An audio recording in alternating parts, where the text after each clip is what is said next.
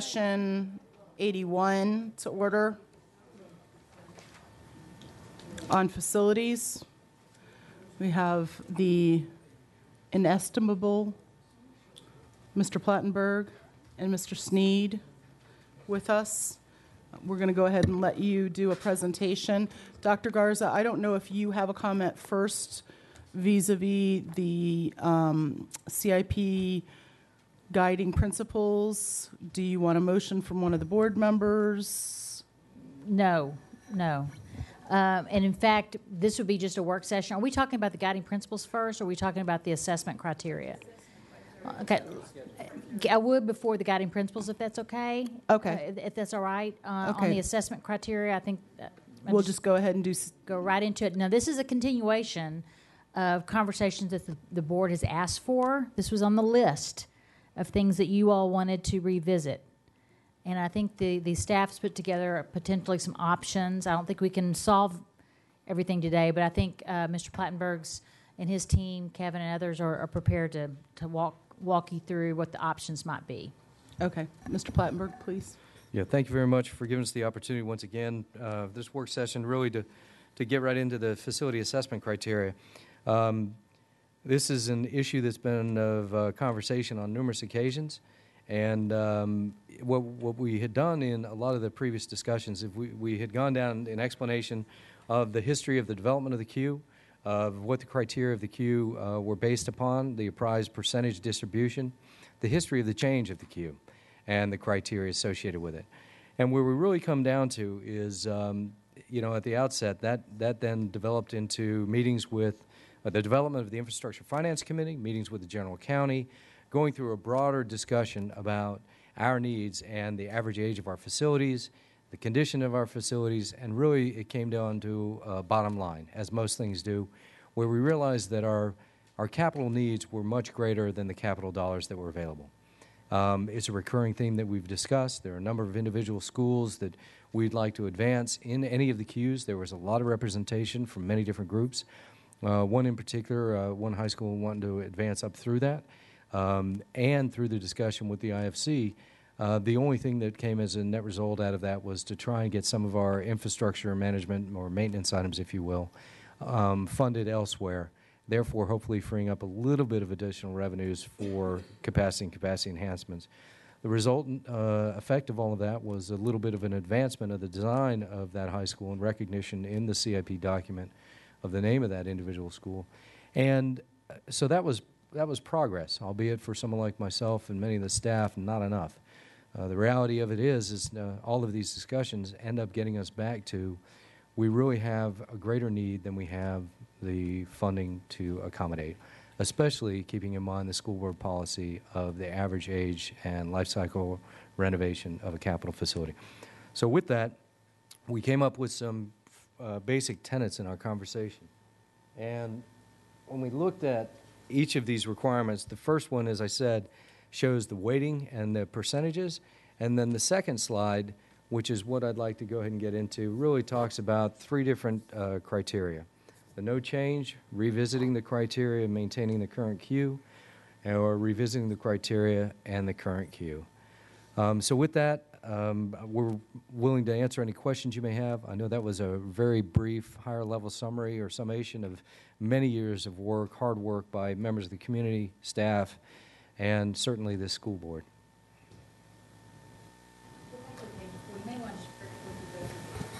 The criteria percentages? Yeah, if you look on the previous slide has the weighting of the fundamental. Let me take a look at the individual one there. The first individual item was fundamental education requirements, and that was 40% weighting. The facility condition assessment, 30%. Supplemental educational requirements, 10%. Facility age, 10%. And code compliance, 10%. One of the things that when I mentioned the history of this process and the criteria, as you'll recall, capacity had been a component at one time. In fact, when capacity came out, was a determination of the board at that time to not have capacity as a weighting element.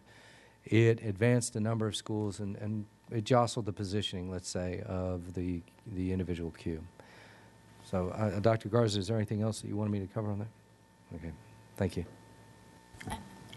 You'll recall that board members have asked for this conversation because we needed to come to closure about whether or not we were going to reevaluate, determine different criteria. There have been some conversations around, for an example, should high schools be weighted more heavily due to the educational requirements of high schools? I've heard a number of board members talk about that. So this was your opportunity to see if there's consensus for some change in the weighting moving forward. Okay, I have Ms. Hines, Mr. Velkoff, and Ms. Smith. Okay. And then Ms. Strauss. I only announced 3 in advance. Okay, so then is it fair to say, looking at this current criteria weighting, that capacity is nowhere on that list? Because then that seems to me like we are actually not using this criteria. Because clearly we do think about capacity when we do capital improvements. Correct. I'm not exactly sure which of these. We've had 4 work sessions, I think, regarding this over the past 2 years. So it's a little muddled in my mind exactly which one. But we did provide the history of this new iteration of the Q. In December of 2008, we had one ranking that was generated. There was some objection by a couple of the board members, and we had capacity as a factor, and then it was removed. In that history document of this particular Q, we provided which schools were most severely, which were impacted. Some advanced, some were delayed. That's a number of schools. Just to reiterate what you just said, so it's been since 2008 that capacity was a weight or a factor in this weighting. Is that correct? That's correct. So we did one iteration, then we came back another month and a half later. The independent evaluators removed that as a factor, and then we had a second ranking, which is how we have proceeded through this new Q. Now, we haven't even finished the first job on the Q yet. It's about to finish. So even though it started in 2009, we didn't really even have funding until 2011. So we're in the very early stages of Okay, the so Q. I'm gonna use Ms. Hines' first question and Dr. Garza's lead-in to guide the conversation, because this is really what needs to happen.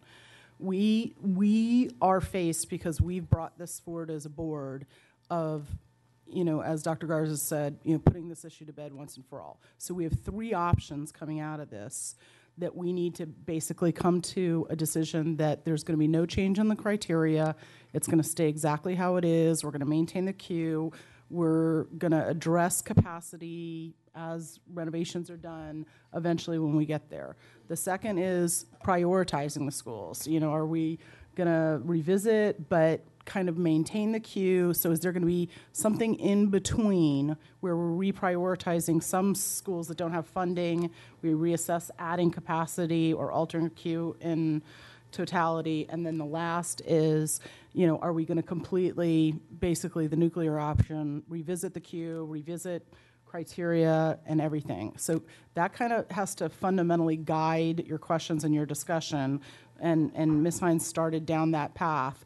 And then at the end, the $13 million that's coming from the board, how can we best utilize that to get maximum number of seats, and what do we want to do in terms of direction to the superintendent? So, go Okay, ahead. so one follow-up. Thank you. That's helpful. So just one more question then on the under the options bullet 2 there, revisit the criteria but maintain the current Q. I'm sort of wondering if that's even possible, or if it's that we, and it's just I'm just thinking out loud, that we can change the criteria and maintain part of the current Q as a way of not slipping people who are counting on something. But is that, Potentially, there's I think there's room for interpretation in that second bullet about what maintain actually means, because revisiting may mean prioritizing some capacity of some sort, but that would have to be direction from the board to deviate from bullet number 1. So I have Mr. Velkoff, Ms. Smith, and Ms. Strauss. I think number 2 is, do we maintain the current listing and essentially the stated obligations or commitments we've made, You all know the listing of schools we're talking about.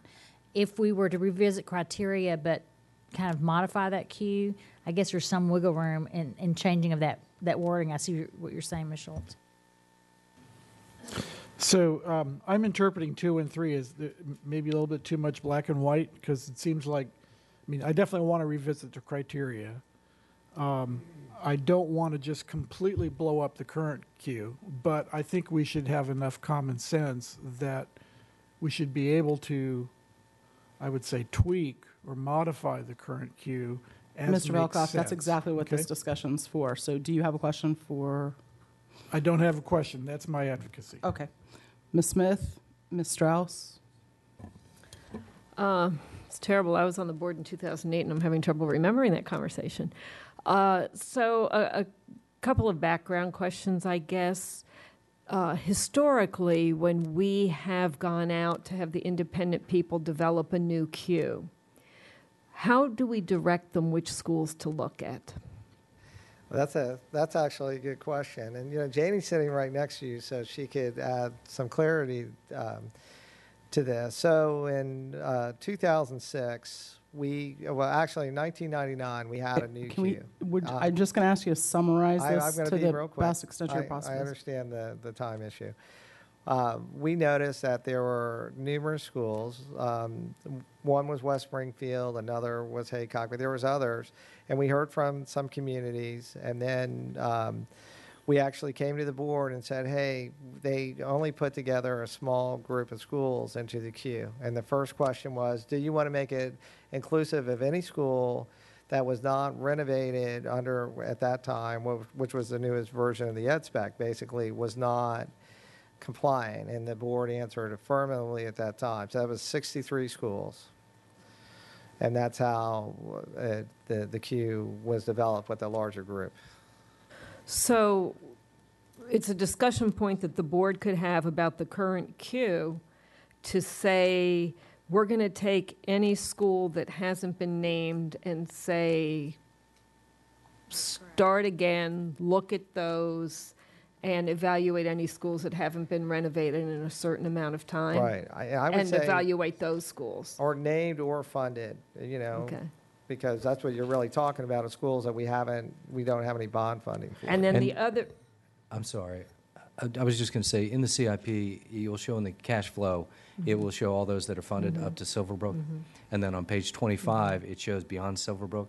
So the Right, and- discussion becomes then exactly what you're talking Okay. about the number, the ones named but not funded, or those Okay. just funded. so that's what I went through the cash flow sheet, and I marked where it ended for elementary, middle, and high school. So the choice in front of the board is to say, where do you feel about that? Because another choice could be, we're going to keep it the same through Virginia Run and just evaluate other schools. Virginia Run's the last one. So that's a decision point for the board. And is that what we're looking at talking about today? Okay, the other piece that I want to ensure that I understand, in the first slide, we list the 5 areas to evaluate the criteria for the queue. So is part of what we're doing deciding if we affirm those areas or if we think something else should be added? That's correct. If you remember, in one of the work sessions, it's basically 50% evaluation of educational space, both supplemental and core. Then the other 50% is age, condition, code compliance. I mean, that's kind of the way it breaks. Ms. We Smith, did meet with. I don't think what we're talking about today is what it should look like. I think it's whether or not you think we need to revisit. Is that an answer to your It's- question? That's wonderful. Okay. Okay. Okay, so Ms. Strauss? Okay, back when we took capacity out, it was at a time where we weren't faced all of a sudden with this huge growth again. So I remember doing that. I remember doing it many different ways. I rather think that we have to face the issue where we have massive overcrowding. We have to deal with that. And I have some heartburn rearranging what we've already identified, because communities count on that. However, I know of schools that are in here that are more overcrowded than others. So I don't know exactly how to do that. But I do think the overcrowding has got to be taken into consideration as we go forward. one other question is where we're going with modulars, because I know that figures into how all, I know, open up a kettle of worms, sorry, Kevin, but that's a reality of where we're going to go, how we're going to spend our money. And as the county has gone through massive changes in their whole redevelopment of the county, which is impacting us big time, it's kind of like where are we going? So I think we have to add back in capacity. We are, is associated with the current renovations, or those that are already have funding, we are going to have some modulars, and we plan to come back and discuss where those would be located. There's about 4 or 5 that we're going to relocate. And since Mr. Sneed brought that up, we have been addressing capacity through the renovations. It has been, even though it's not a part of the criteria, it has been, the capacity that's needed to be addressed has been addressed through renovation additions, putting modulars in places. Right. And you're right, it opens that whole discussion. Right. But I think that that's absolutely wise, that capacity needs to be addressed when you do a renovation. Otherwise, it's just not efficient use of dollars. So I agree with that.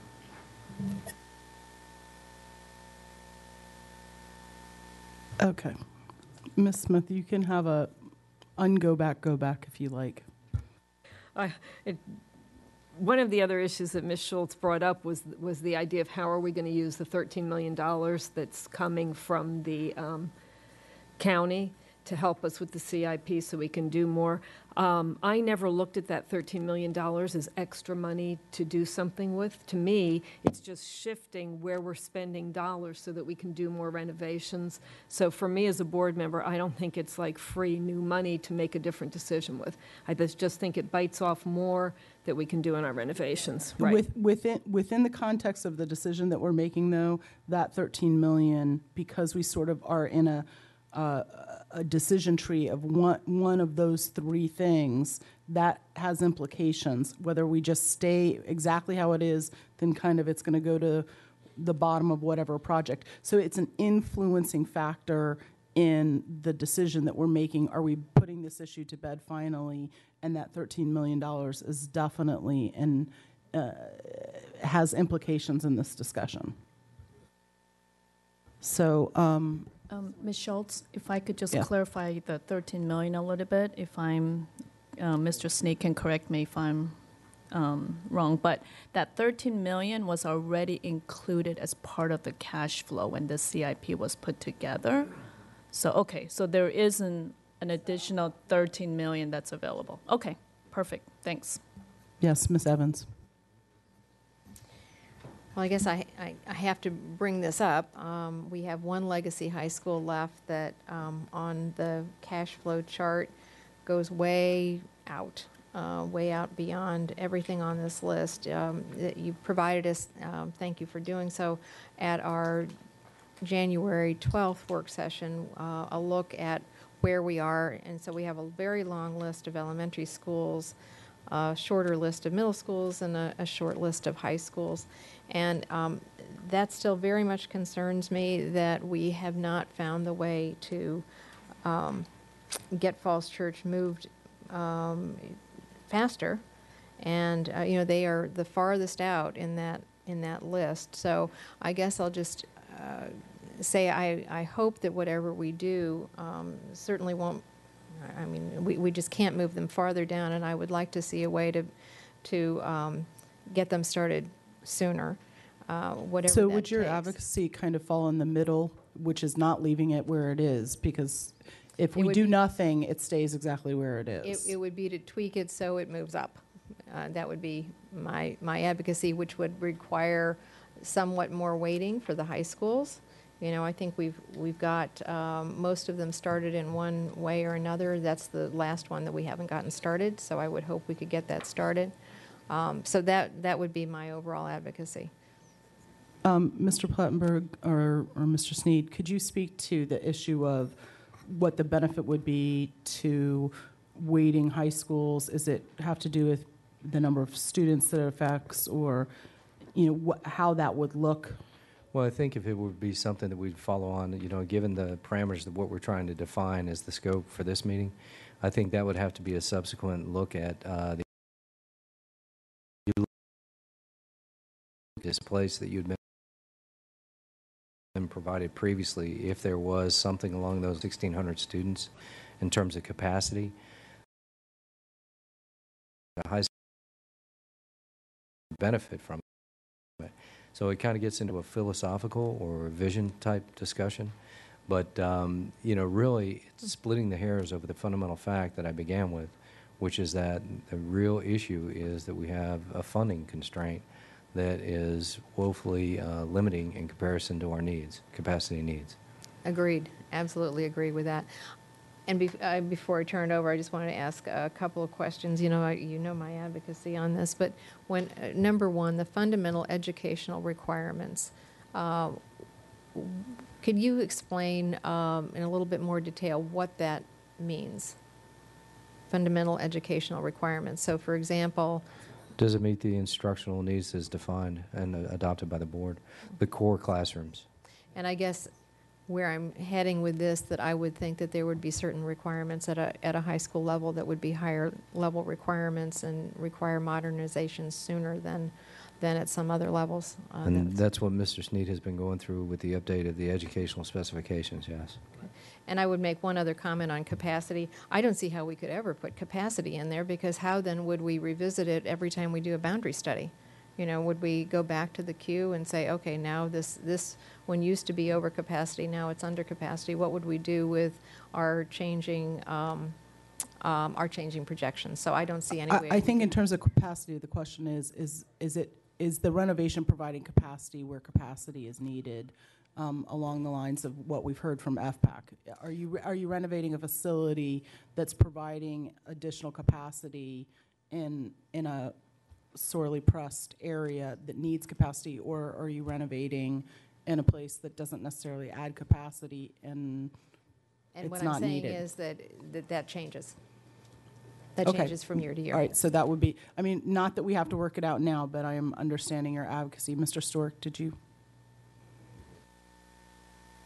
I think part of what Sandy was saying is that when we did the previous criteria, it included specifically if you were at lower capacity, then you deducted points in essence for that. And what we're saying now is that the whole system is at capacity or near there, and we're going to move people around as necessary to meet that. So if you go in and we have a criteria that says capacity level, that's really, I don't think, inoperable. It doesn't make any sense anymore given what we're saying around the system. Let me finish, please. The issue is building capacity where we need it. I get that, but it's not about renovating schools. And I think those two can be and should be separate. That's all. With regard to your question about capacity, would you take into consideration that includes trailers, like places that have trailers putting them? Does that count in capacity in what you're saying, or? No, I guess, and I probably have not said it very well. We know, I don't think there's a school in our system that is not going to need to continue to be a school unless it becomes so decrepit we just can't renovate. I don't know of any schools in our system that are so decrepit they can't be renovated. So if we make that assumption that every school system is valuable, the only question is, do we need to add on more to need should be, because the capacity decision in the end, we're going to still make that separately. If we may renovate this school over here, but we may decide, no, we need to spend $10 million over here to add capacity, so we may reduce we may delay a renovation in order to add capacity over here because we recognize that having enough places for our kids is a higher priority. So understanding your advocacy, again, it would be something in the middle that has kind of like a split weighting system with capacity being important but not being a driving factor. I don't think it should not be part of the queue, it should not be part of the assessment that we are asking the engineers to make. That's what I would say first and foremost. And then the board can independently assess whether or not something should get moved up because there's a severe capacity need in this area. But that's that leaves the capacity discussion to the board as opposed to the assessment. I don't see any way around because it moves too much over time. And I think that's the mistake we got into with Falls Church, and I don't want to make that again is what I'm saying. I don't think that should be a criteria, and that's what I believe happened last time. Let's take it out of this time, and then we can make that assessment independently based upon what we see, what we're experiencing. Ms. Reed? Thank you for helping kind of tee up some options for us, because this is like quicksand. It's really a complicated set of issues here, and this is a good way for us to begin to look at it. As we look at your current criteria weighting, and we look at the first one, fundamental educational requirements, do you think that that, in your view, addresses the issue that some of us have raised in terms of educational equity? In other words, it shouldn't matter where you are in the county, that you should be afforded the same learning space? Yeah, I mean, that's really what those are only core classrooms. So at elementary level, those are K to 6. Obviously, at the middle and high, it's, science, social studies, math, English. So those are the spaces that factor in there only. The supplemental are music and other non-required, not that they're not important, but we only looked at the core for this particular weighting. May I give an example just for clarity purposes? For an example, Kevin, is it correct that our current standard for a pre-K room, early childhood room, is what, 850 square feet? Okay.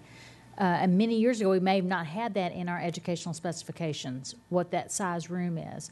And so whatever those sizes are in terms of square footage is whatever that is at that time is determined as part of this criteria weighting, how close or how far from our current specifications at this school in terms of, lays up beside, right? So it doesn't speak to necessarily, how well equipped, around high schools. It might get to size of labs may have varied. So I wanted to be specific on. Does in your description, Dr. Garza, would a room that's not 850 for a pre-K space be weighted the same as a high school science lab that's not the right size science lab?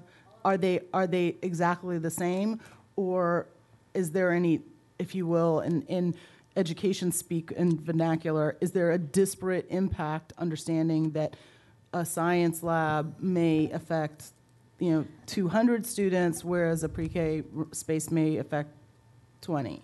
As I understand it, and Kevin, you correct me if I'm wrong, those standards are, if you're looking at a high school, you're applying the standards that currently exist for high school, our ed specs for high school, to that high school.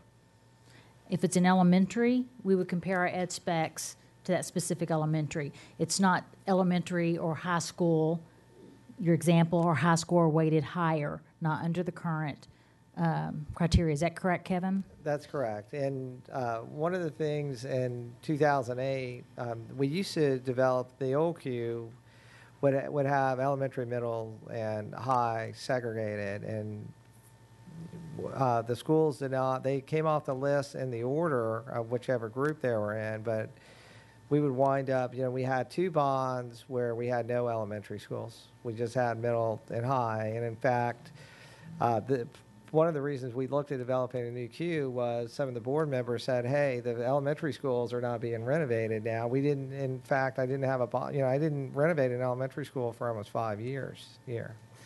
So that's one of the reasons that they blended the Q together. So they mixed the high and the middle and the elementary, so we wouldn't get to a position where we were just emphasizing one school type. So I'm not finished. I'll try to be brief, though. Is there a way to quantify the dollars? In other words, the dollars spent per student, or to somehow get at the impact, the bang for the buck. We talked about this a little bit. I know that renovation versus addition, versus a small school versus a larger school.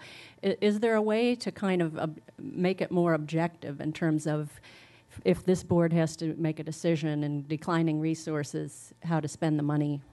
So you actually, per pupil cost for projects, sure, I can build that. And in fact, we have a number of schools, even off this new queue, that we're already working in. So we can certainly use our current enrollment, which is what we fundamentally designed them for, and take the total project cost, and that would be the per pupil expenditure. We can certainly do that. Yeah, or But maybe that it's, would just be providing the per pupil cost. It wouldn't have any, there wouldn't be an instructional really element to it. It would just be based upon the bidding criteria, I think. right, so I think that's you why might I have a think maybe deeper- I should back up and say, what kind of information can you provide us to help us make more informed decisions about how to be most impactful with that money, whether it's cost per square foot, whether, I don't know what it is, but I just feel like that is the discussion that we need to be having. And so that's for another day, I think. But just to continue, it seems to me we have a toolbox of options, right? We've got modulars and we've got trailers and we have any number of things. It seems to me that we should be looking at all of those and entering into this discussion. How are we spending this money? As I just said, I mean, should we be looking at bringing online some of our facilities, like the relative bang for the buck?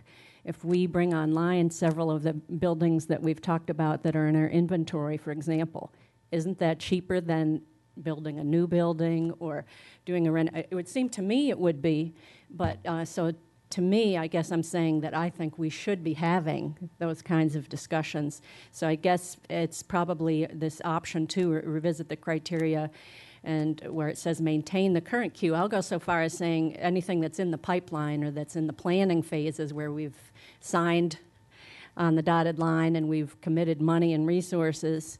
But I think from there on in, we need to have a discussion about how we should be spending the resources and deciding what are the problems that we're really trying to address. And I'm not sure that we've answered that question, and that's certainly not for today.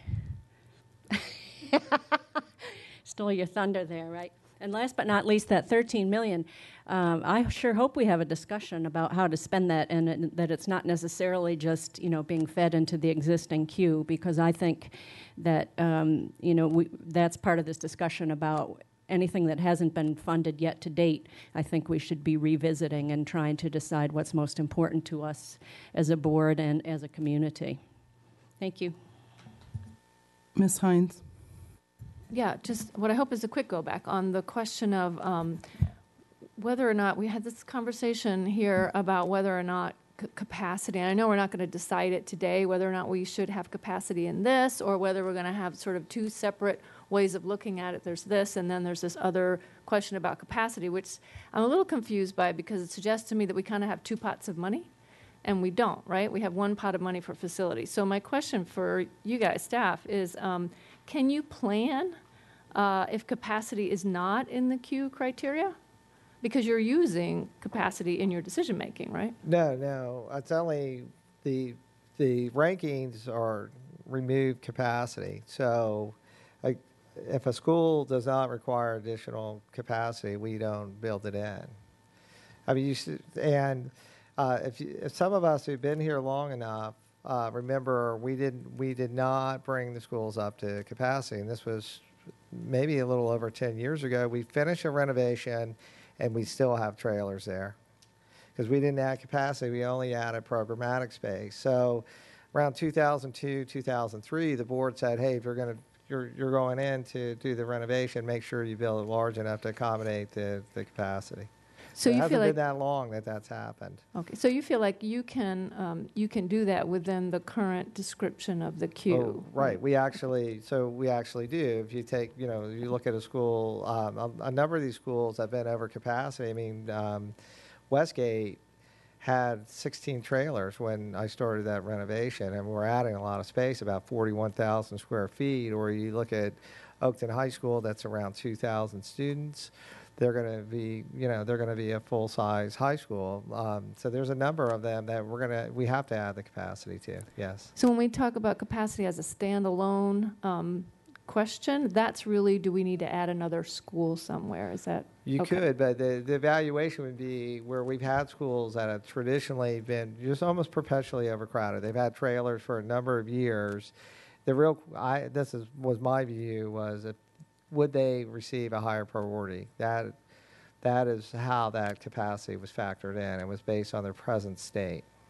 Okay, so that would put capacity in the queue competing with these other If you were to do it, that's correct. Okay. Capacity or lack thereof.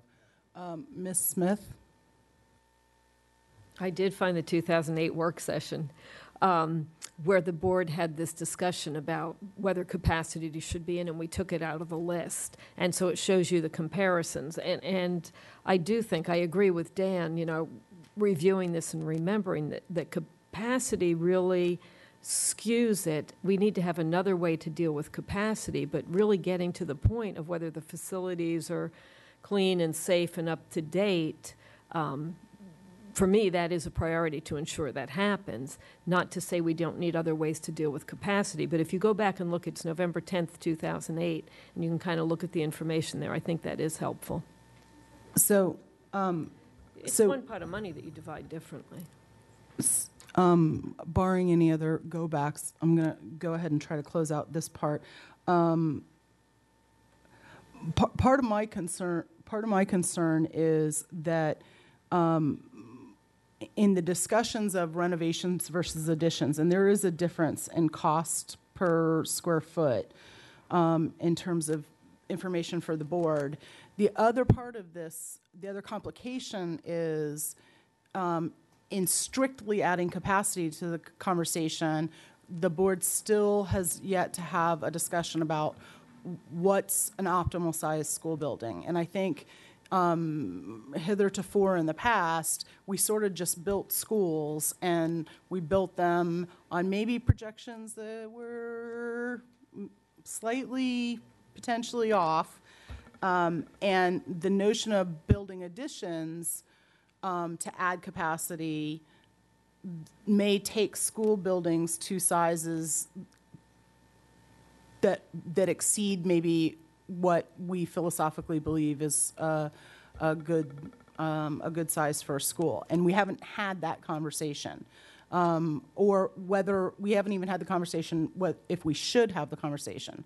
I happen to believe we should have it, and that we should start building to some standards, as Dr. Garza has identified, instead of just plunking schools someplace. Let's drive to a standard, but then have a definition of what that standard is and be okay with that, as opposed to, are we just going to keep putting additions on elementary schools and take them to 1,000 or 1,200 students, and what are the implications of that? So I think that's a conversation that leads to, on that next page, a number 2 anyway, because you can't, they're inextricably linked on, if you're going to look at the queue and you're going to talk about capacity, but I agree with Mr. Stork that it should be over to the side, not separate, but over to the side somehow.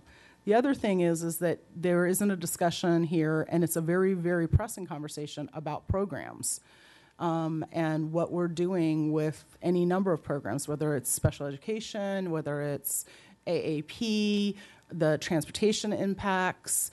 And so with our lack of capital funding from the board, then we get into, we're forced into a prioritization conversation. And a prioritization conversation sort of, if you back the conversation up, forces a conversation about the queue.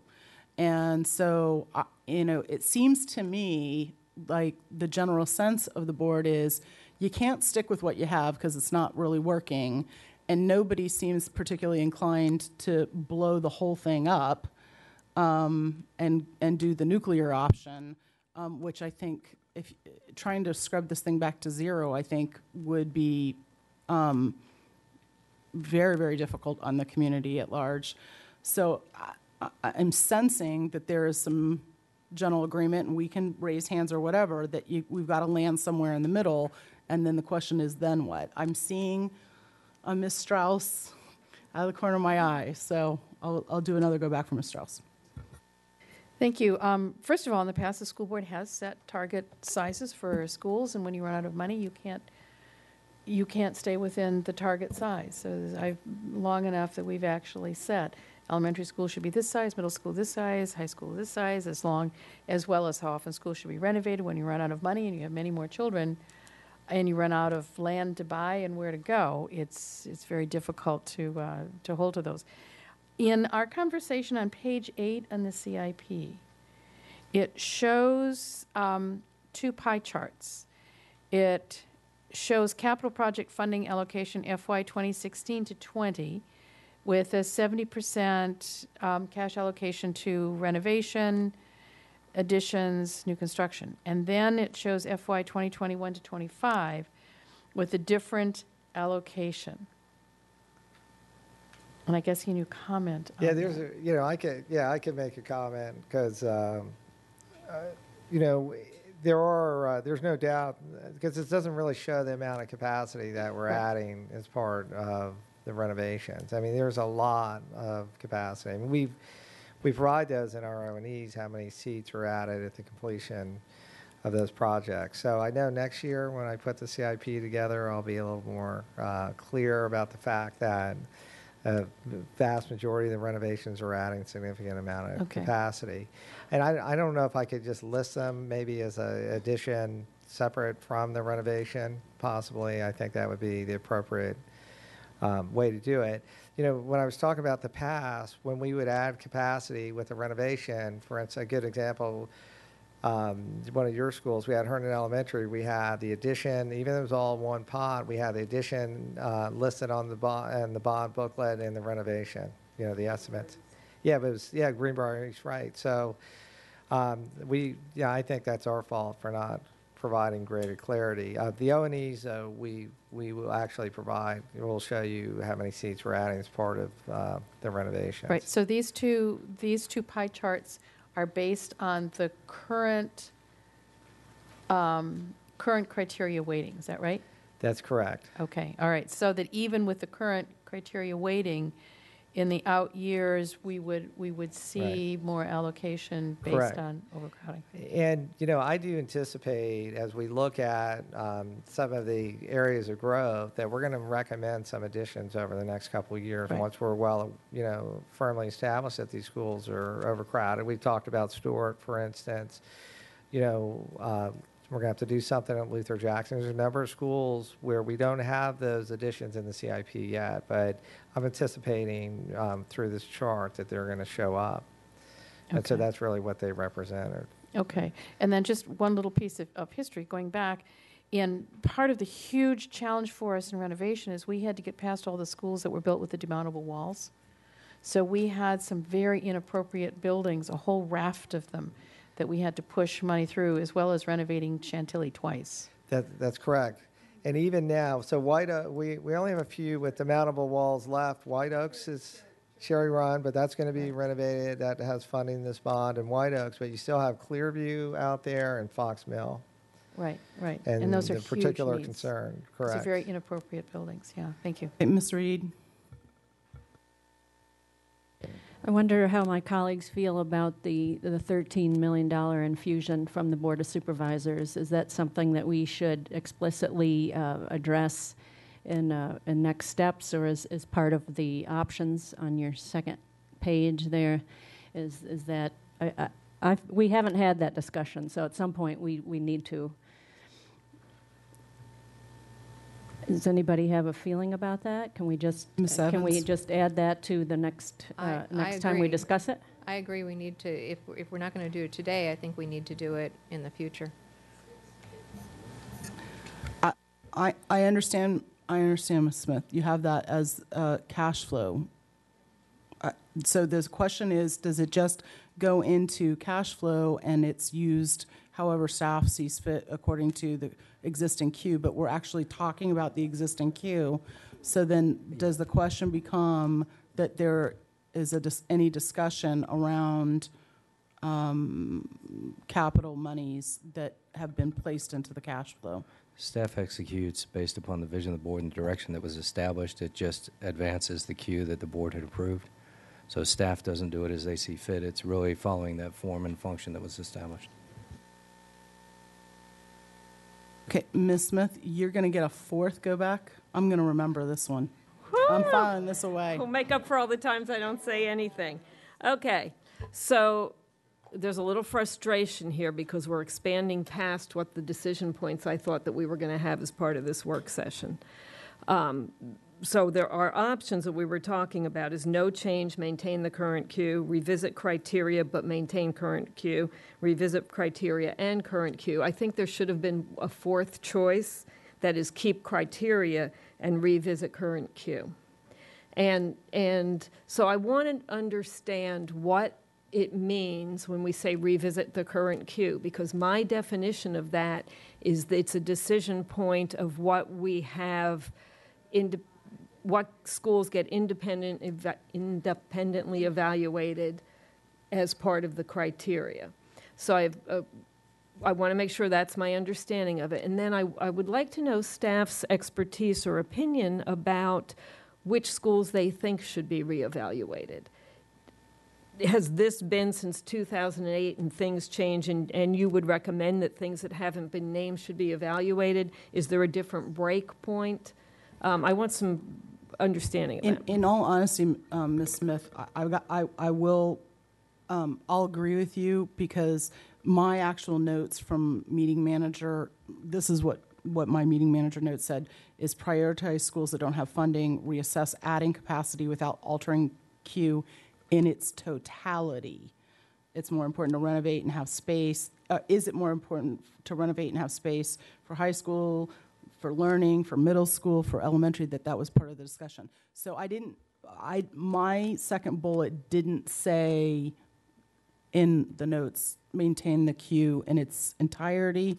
It was, do you maintain the queue in its totality? So it was a variation on a theme of what you're asking. So, Mr. Plattenberg? Yeah, the only thing, to the point, the questions that were made, when you look at the queue, the difference of the queue was, as I mentioned, the CIP on what was in the cash flow, the Silverbrook point that you made, and then I think it was Virginia Run that was on page 25 of the CIP.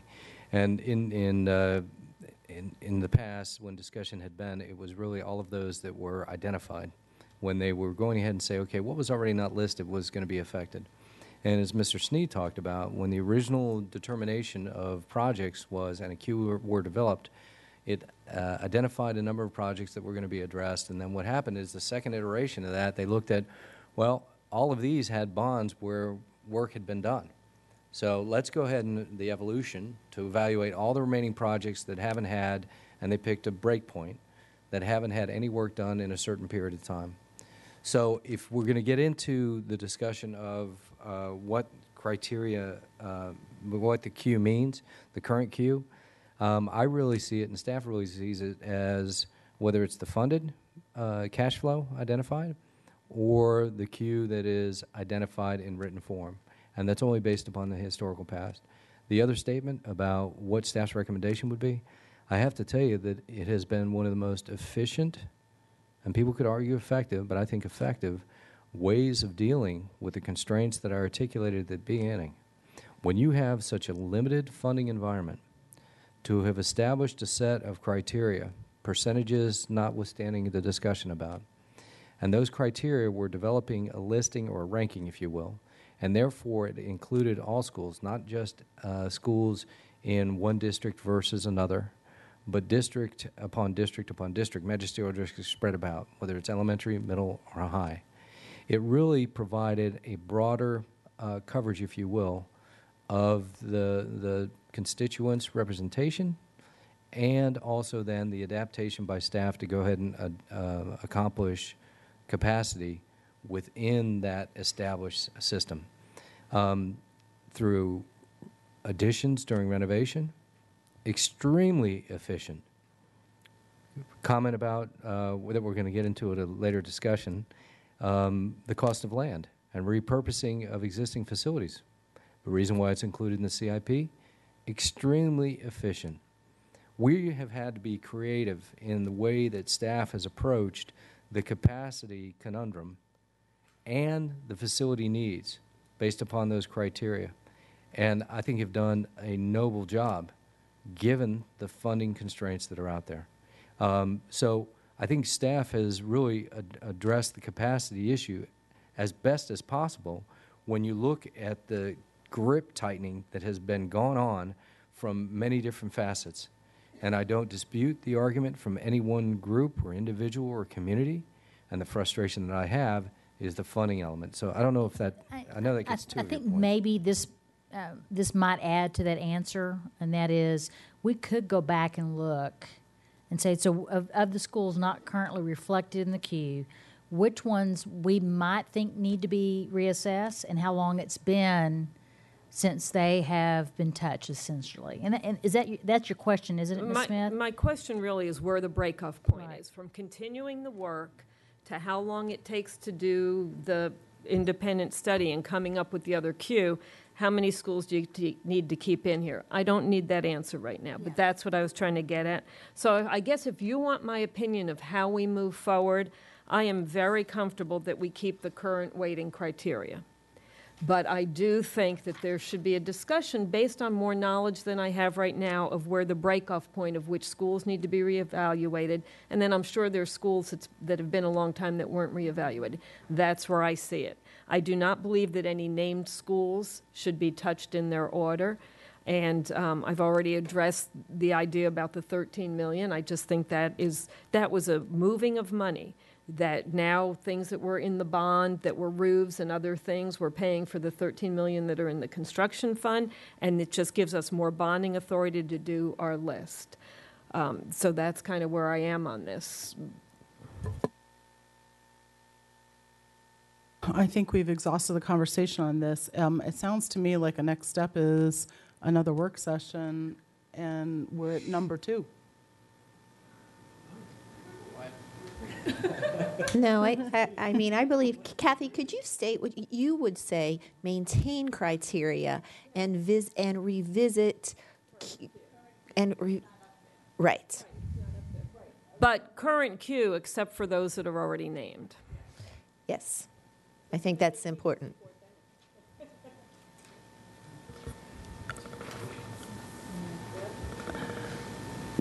I would support that. I don't know what the arguments are, though, right now. I don't know that I have enough capacity to understand that if you revisit the non-funded schools, that should we keep all the criteria exactly as they are? I mean, is there a reason to change? I haven't heard a pro and a con around whether or not to change the queue. Yes, Mr. Moon. Could we see where the consensus is with a show of hands? Because I haven't heard where this board is going. I mean, I can stay in my position on where I am, but I also would like to know with a little more clearly. Right, and I think we need to add the 4th option up there as a way to Okay. also evaluate board members' opinions. I haven't heard any advocacy for the first one, which is leave everything exactly as is and do nothing. Does anybody care to raise their hand for that one? Okay. Ryan, How- what did it look like? How about number 2? Oh, I'm sorry. Revisit queue Okay, Mr. beyond those Church. already named. Yes. Depending upon how you interpret Mrs. Smith's advocacy, that could be interpreted just as number 1. It's not number 1, top one. No, I don't think it could be, Mr. Moon. Because you're still looking at Okay. you're looking at the queue. You're looking at the queue. My definition of queue is The way I worded it, Ms. Smith checked me because I was trying to capture what she said, is maintain criteria, but revisit queue beyond those schools named. beyond the school's name, there's no queue in my mind. Named with funding. Named with funding. Named in the, Funded. See, named that's in the cash that's flow. the key is the funded, and that's exactly what I said earlier. Some of them Hold on. Excuse me. that help? If you recall earlier, I said my notes were prioritize schools that don't have funding, Trying to move reassess adding capacity without altering queue in its totality. So that didn't mention the criteria. That mentioned prioritizing schools that don't have funding. So funded schools are in your definition. It's not necessarily totally funded if they're Yes. named in the cash flow sheet. Right, Because because- they might only have part of, like Falls Church. Is there any funding for Falls Church? But it's named in the cash flow sheet. Correct. Do you want it to come out because it's not funded? I don't think so. Well, I'm trying to find out what would happen with your advocacy, what would happen to Falls Church? It would be the next high school. So we have But to it keep would in stay mind. where it is? No, we have- because If I could just make one clarification, we have to keep in mind when we say funded, because when it's funded, it's going to be a very short list. But we That's have exactly the point. Funding meaning is It's- actually went out and bonded bond it. referendum. So we have a short list, we have a name queue, we have a short list with the funded list with the named queue, and then everything else. That makes up the 65 schools. That is And then the exactly cash- what I meant to say. Right. So what's beyond the named schools on the CIP document, we have no queue. That's right. So if That's you look correct. at page 10. 10 and 11, everything that's in Burgundy. Let me ask you just a basic is question. unfunded. Maybe this helps. Yes, Ms. Dr. Schultz. Garza? Okay, I think the direction you were going maybe first will be helpful. Is there consensus to maintain the current criteria? If that is yes, then I think we could schedule another time to go further into the current, because we already That's answered the exact- question. that's If in exact- fact that's the case, then we could go back the next time we meet and look at how that. That's exactly that where I was okay? going. Is I felt like we did not have an understanding, and the presentation really wasn't geared to come to a decision point of this board about how we're going to do what we're going to do. It's, are we going to keep the criteria? And if we're going to keep the criteria and there's consensus, then we start digging down to, are you talking about funded schools, named schools, unnamed schools? As Mr. Moon says, well, once you get past named schools, there is no queue. And it's not your intention at this point for us to ferret out. If I'm calling you a 6-time Miss Smith, I swear. So can we just first do, as our superintendent has requested, and take a census of the board? Are we going to maintain just, can you put the criteria page up, please? Just the criteria. We're not talking about the queue. We're just talking about the criteria. Can I get a consensus of the board if you want to maintain this? If you want to maintain this, please raise your hand. Okay, well, that didn't work.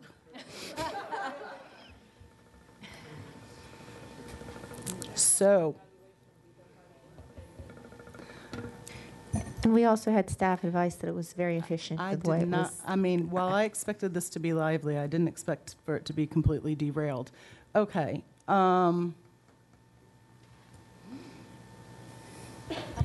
Then I think then Yes, that's the probably oth- we need to. Should we refer this to CBDC, who's No. going to have a new No. charter?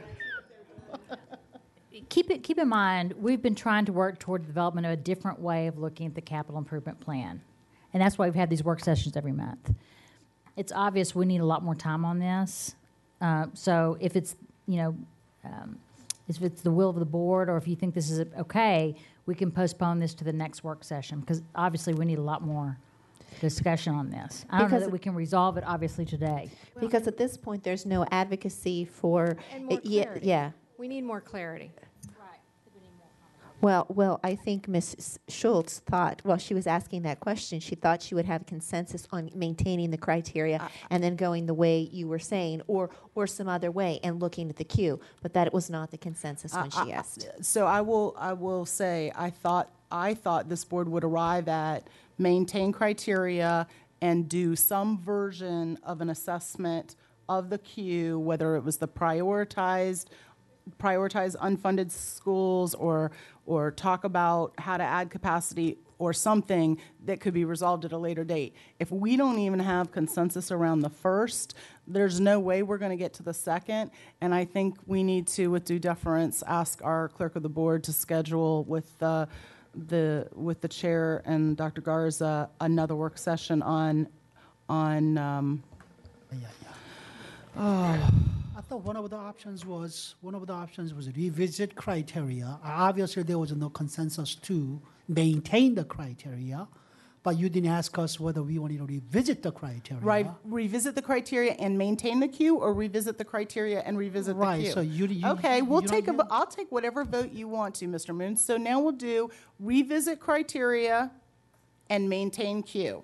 So those two together, revisit the criteria, but maintain the existing queue as is, do nothing to it. How many support that? Okay, so no. So now we're going to do revisit criteria and revisit the queue, which is basically another work session. Okay, so yeah, and there's no vote. So again, we have no consensus, which is what I appeared. But at this point, I think we clearly see that we need further discussion on this, so we will reschedule a work session. Ms. Smith, Ms. So Smith, you owe me so On big both, right now. on both, the So- criteria and the queue. You know, I looked on page 25 of the CIP, and I made little marks about the last name schools, and it's not like you can just cut off a straight point in the list, because there's some schools that are skipped because we do middle schools and high schools. I think it might be beneficial if part of the information the board got, so they don't have to make marks, is the listing of all the schools that are named in the cash flow sheet. And pull out the schools that aren't named, and the ones that are in the current list, have those in a separate list. I think that what Ms. Smith is asking for was what I was alluding to earlier, which is I think we need to have a differentiated list of what staff calls, funded. Is it fully funded? Is it already on the bond track? Has it had some funding? What does it mean? Is it named? Is it in the cash flow? And have a differentiation of the schools according to that in concert with a successive conversation. We're going to take a 2-minute got break it. before we go into the second part of this conversation. Okay. So if you thought that was productive, just wait for the next session.